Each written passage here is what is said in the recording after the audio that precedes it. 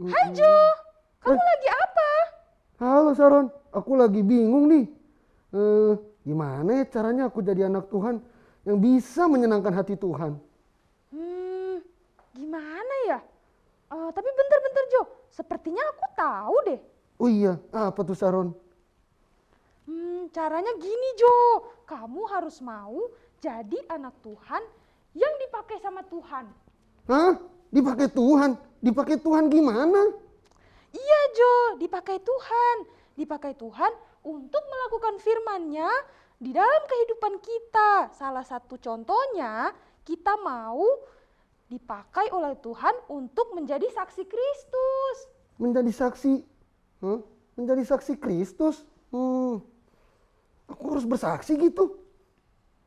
Iya Jo, contoh kecilnya nih ya, kamu denger nih. Kita harus denger-dengeran sama orang tua Jo. Sama guru kita yang di sekolah.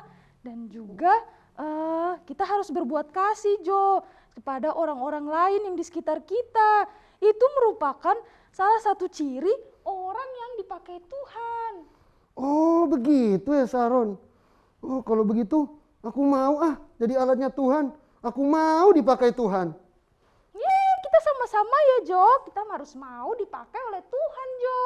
Iya benar Sharon. Kita mau jadi alat untuk kemuliaannya. Yeay. Teman-teman, mari kita berdoa. Tuhan Yesus, terima kasih untuk kebaikan-Mu dan pertolongan Tuhan hingga saat ini. Saat ini kami akan memulaikan ibadah sekolah minggu kami. Tuhan, tolong berkati ibadah sekolah minggu ini dari pemulaan sampai akhirnya supaya dapat berjalan dengan lancar. Di dalam nama Tuhan Yesus Kristus kami berdoa. Haleluya, amin. Selamat pagi adik-adik, apa kabar? Pasti baik, luar biasa, yes. Puji Tuhan kalau kita semua dalam keadaan baik-baik saja. Puji Tuhan, Kalita dan adik-adik di rumah perhatikan gak nih? Tadi panggung boneka bercerita tentang apa? Wah, Kalita perhatikan, adik-adik di rumah perhatiin juga kan ya? Ceritanya tentang anak Tuhan harus mau dipakai oleh Tuhan. Nah, bagaimana dengan kita nih adik-adik? Kalau kita mengasihi Tuhan, pasti mau dipakai oleh Tuhan. Nah, adik-adik yang di rumah mengasihi Tuhan kan ya? Ayo angkat tangannya, siapa yang mengasihi Tuhan? Puji Tuhan. Puji Tuhan, kalau kita mengasihi Tuhan, kita mau dipakai oleh Tuhan, kita akan menjadi alatnya Tuhan. Nah, Kak Vina, ada satu lagu nih Kak, Aku Cinta Yesus. Adik-adik yang di rumah, kita nyanyi sama-sama ya lagu pujian ini ya. Ayo sama-sama kita bangkit berdiri. Kita Semangat nyanyi ya. pujian sukacita. Ayo adik-adik semangat. Haleluya. Ingat, kita nyanyi pujian ini dengan sukacita karena kita mengasihi Tuhan. Haleluya, haleluya. Puji Tuhan, puji Tuhan. Haleluya, haleluya. Puji Tuhan. Haleluya, haleluya. Puji Tuhan, puji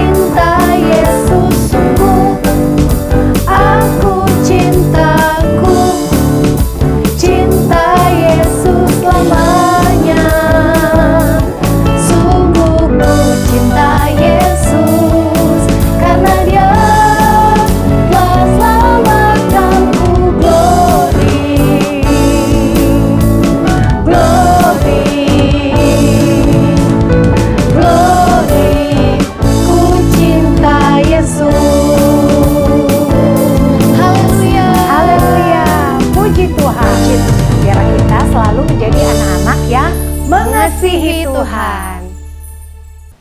Puji Tuhan, haleluya. Tuhan Yesus mau pakai kita yang percaya kepadanya sebagai alatnya.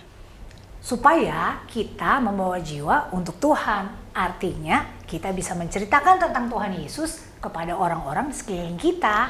Adik-adik juga bisa menjadi teladan, lebih dahulu melakukan kebaikan agar mereka dapat melakukan kebaikan seperti yang adik-adik lakukan. Nah, Kak Vina ada satu lagu pujian nih, judulnya Jadilah Garam, Jadilah Terang.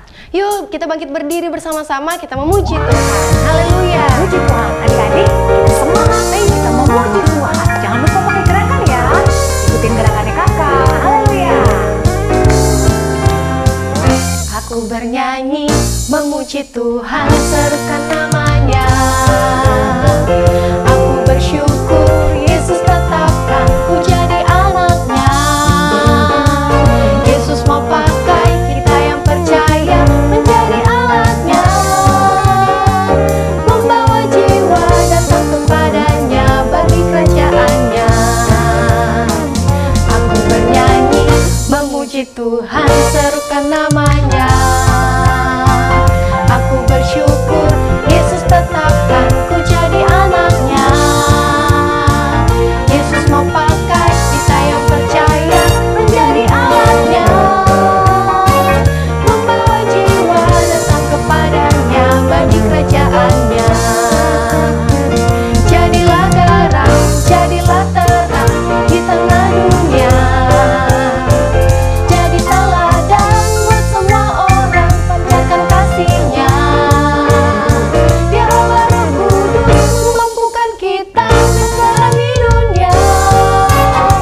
Menjadi saksi Kristus, sekali Yesus, Dia tetap Yesus. Haleluya. Jadi kita menyanyi memuji Tuhan.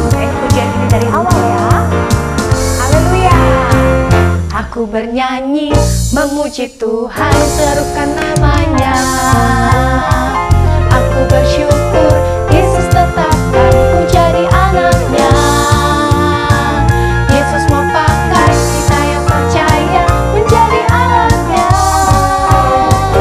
membawa jiwa datang kepadanya bagi kerajaannya.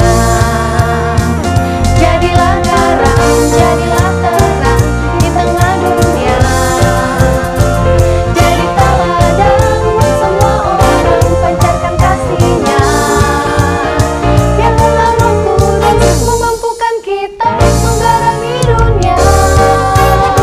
Menjadi saksi Kristus, sekali Yesus, Dia tetap Yesus. Jadilah garam, jadilah terang di tengah dunia. Jadi teladan buat semua orang, pancarkan kasih-Nya. Dia Allah Roh Kudus memampukan kita menggarami dunia. Menjadi saksi Kristus, sekali Yesus, Dia tetap Yesus. Jadilah garam, jadilah terang di tengah dunia. Jadi teladan buat semua orang, pancarkan kasih-Nya. Dia Allah Roh Kudus memampukan kita menggarami dunia. Menjadi saksi Kristus, sekali Yesus, Dia tetap Yesus. Menjadi saksi Kristus, sekali Yesus, Dia tetap Yesus.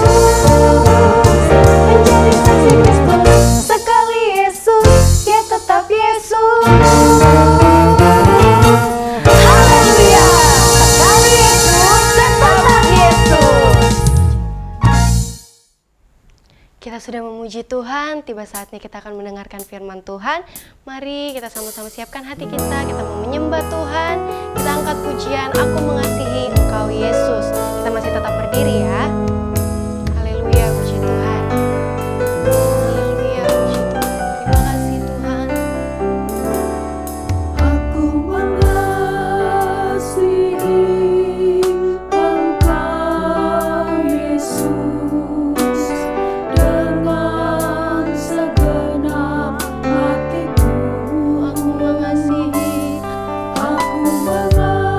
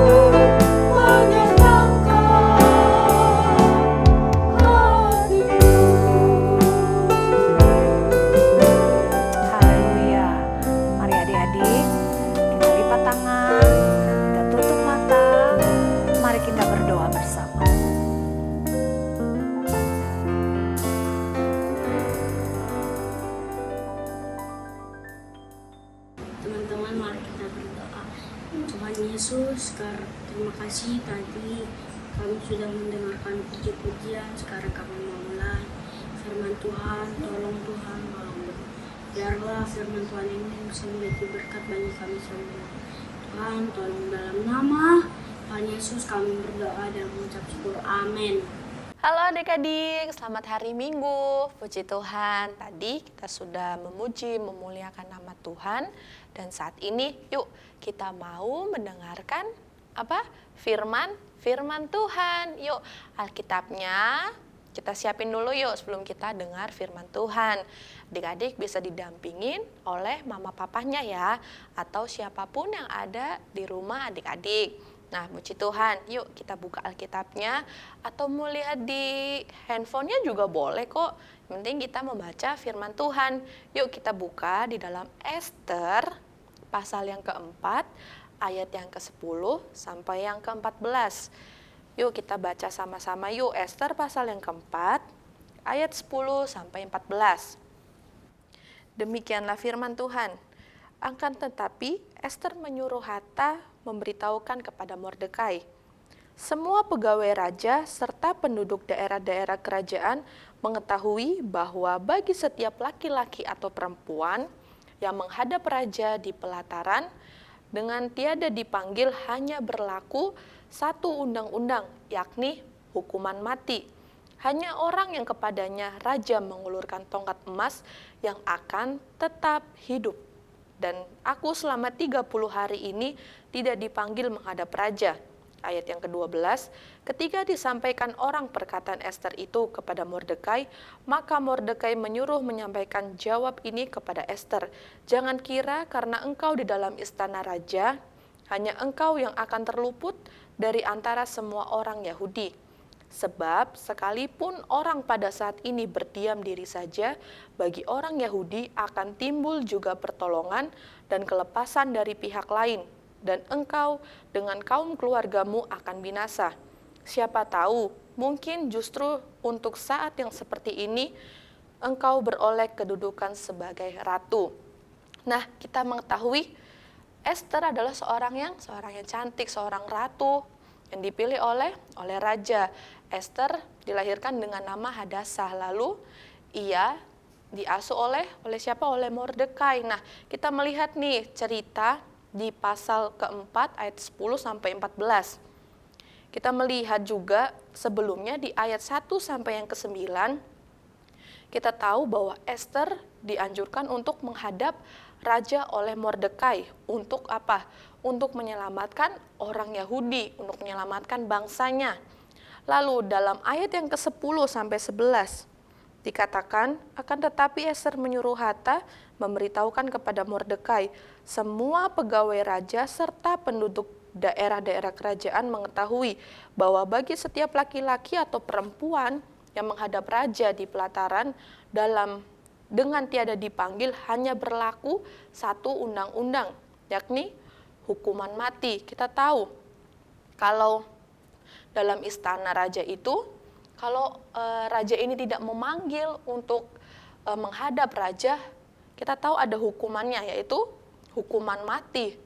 Tetapi Ester setelah dia berpuasa 3 hari 3 malam, dia memberanikan diri untuk bertindak untuk dia menghadap raja, untuk menyelamatkan bangsanya, untuk menyelamatkan orang Yahudi. Dia tahu adik-adik resiko yang harus dia tanggung, yaitu hukuman mati. Tetapi Ester melakukan hal itu dengan berani. Tapi yang pasti dia melakukannya dengan rasa penuh percaya kepada Tuhan, bahwa Tuhan akan menyelamatkannya, akan melindunginya. Dalam ayat yang ke-12 sampai 14 dikatakan, ketika disampaikan orang perkataan Ester itu kepada Mordekai, maka Mordekai menyuruh menyampaikan jawab ini kepada Ester. Jangan kira karena engkau di dalam istana raja, hanya engkau yang akan terluput dari antara semua orang Yahudi. Sebab sekalipun engkau pada saat ini berdiam diri saja, bagi orang Yahudi akan timbul juga pertolongan dan kelepasan dari pihak lain, dan engkau dengan kaum keluargamu akan binasa. Siapa tahu, mungkin justru untuk saat yang seperti ini, engkau beroleh kedudukan sebagai ratu. Kita melihat ya, kalau Esther ini dia berani menghadap raja dengan segala resiko, dengan segala resiko yang harus dia tanggung. Demi apa? Demi untuk menyelamatkan orang Yahudi. Apa yang kita bisa pelajari nih adik-adik dari kehidupan Esther? Esther ini seorang yang pemberani. Dia rela berkorban.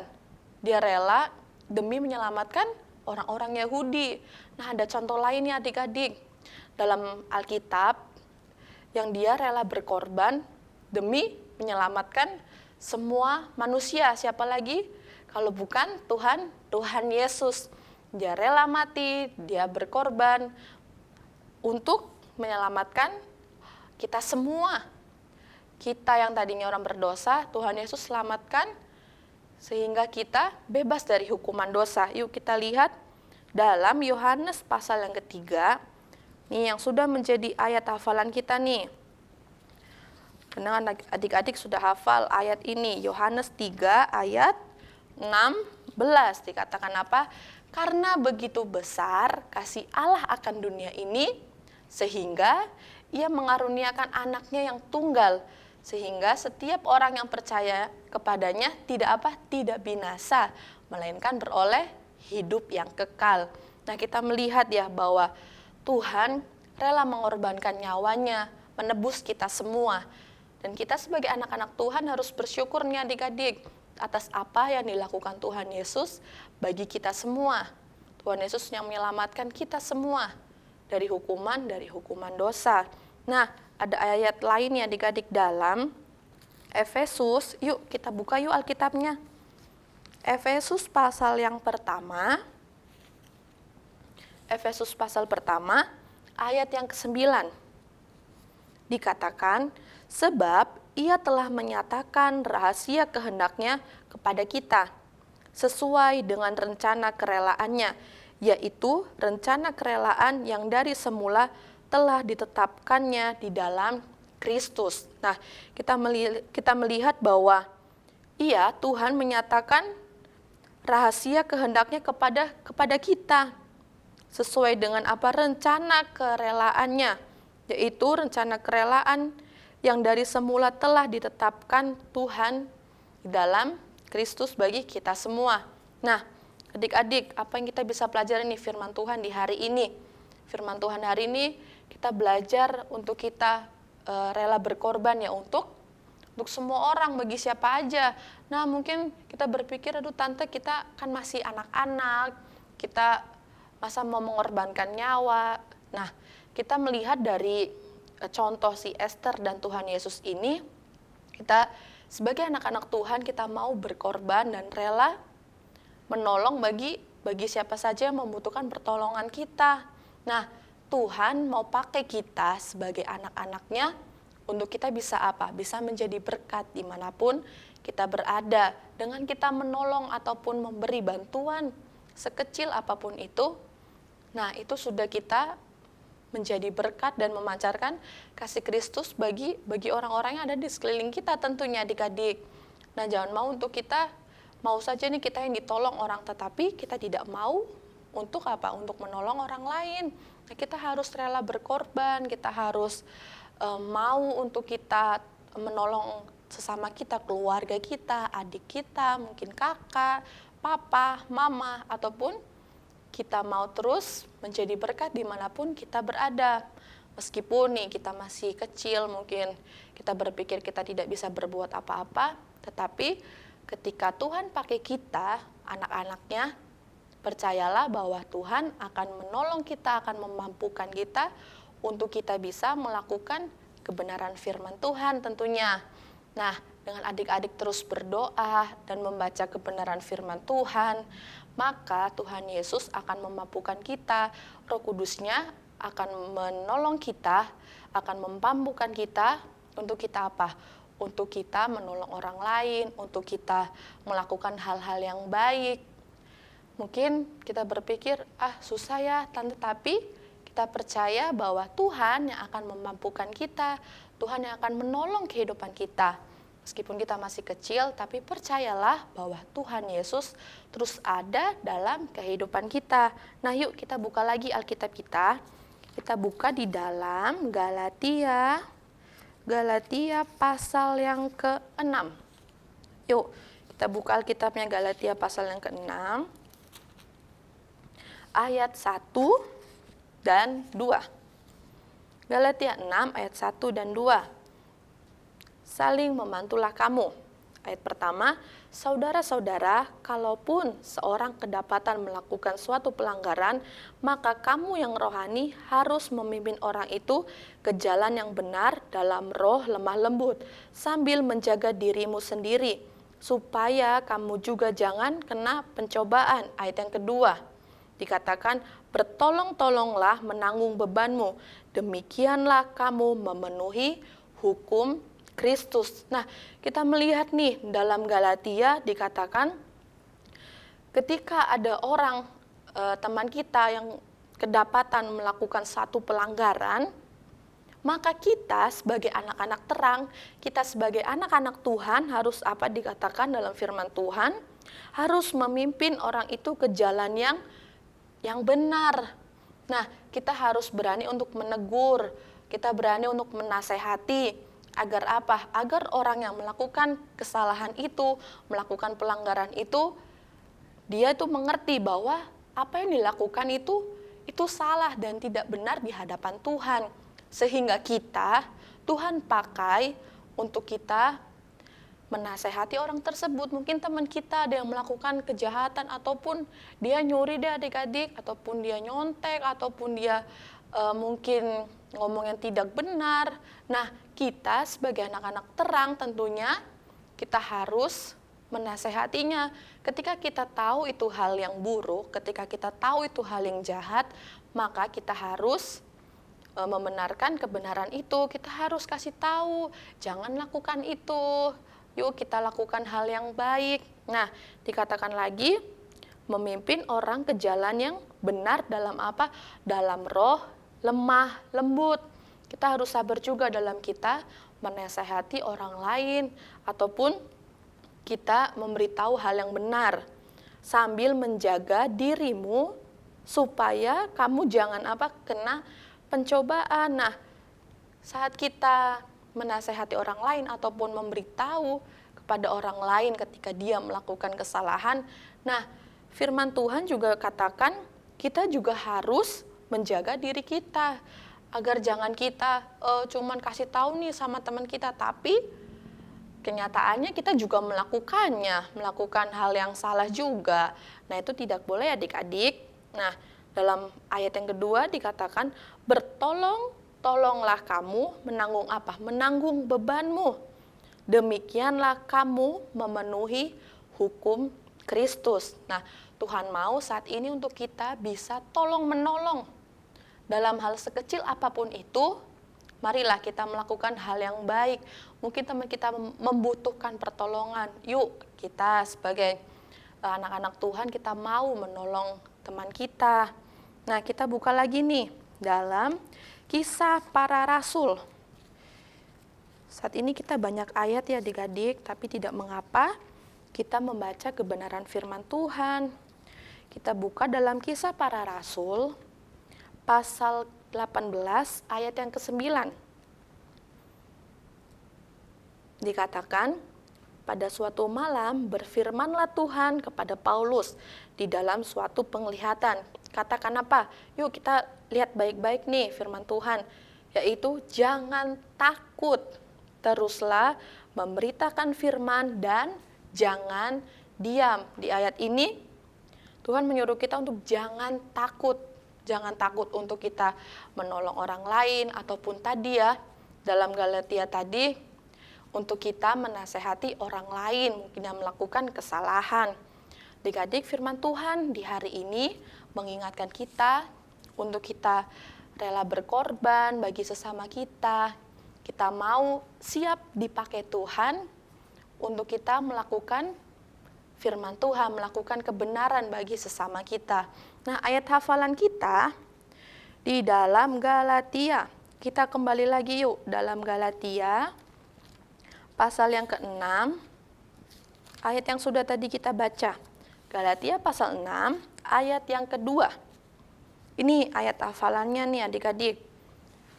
ayat yang kedua dikatakan, bertolong-tolonglah menanggung bebanmu. Demikianlah kamu memenuhi hukum Kristus. Wah, pendek banget nih, gampang nih untuk dihafalkan. Bertolong-tolonglah menanggung bebanmu.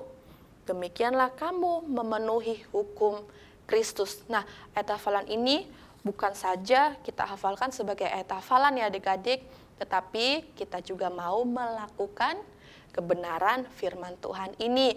Kiranya Roh Kudus menolong kehidupan kita semua. Yuk adik-adik, kita mau tutup Alkitab kita dan kita mau berdoa. Yuk kita lipat tangan, kita berdoa. Terima kasih Bapa yang baik, Tuhan sungguh baik, sangat baik, teramat baik dalam kehidupan kami semua. Sehingga Engkau rela berkorban, menaruhkan nyawamu Tuhan bagi menolong kita semua. Terima kasih Bapa yang baik, terima kasih buat firman-Mu yang datang dalam kehidupan kami di hari ini. Mengingatkan kami untuk kami siap untuk Engkau pakai, untuk kami rela berkorban, kami mau terus menolong sesama kami yang membutuhkan pertolongan.